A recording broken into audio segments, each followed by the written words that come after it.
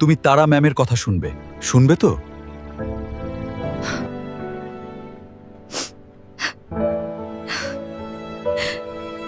হ্যাঁ স্যার।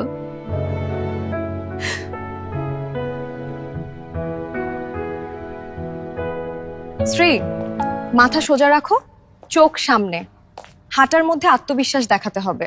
আমি চেষ্টা করছি। ক্যামেরার দিকে তাকাও, চোখ দিয়ে কথা বলো, শুধু দাঁড়িয়ে থাকলে হবে না। এইভাবে?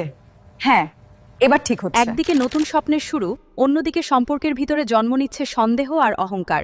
নীলের একটি সিদ্ধান্ত বদলে দিচ্ছে অনেক আজকাল সমীকরণ। স্ত্রীকে নিয়ে তুমি একটু বেশি ভাবছো না? বলতে কি চাইছো তুমি? কোনো গ্রাম থেকে উঠে আসা একটা আনকালচার্ড অশিক্ষিত মেয়েকে তুমি তোমার পিএ বানিয়ে দিলে?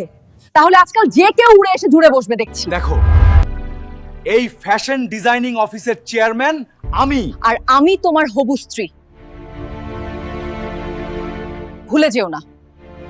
বেশি বাড়াবাড়ি করলে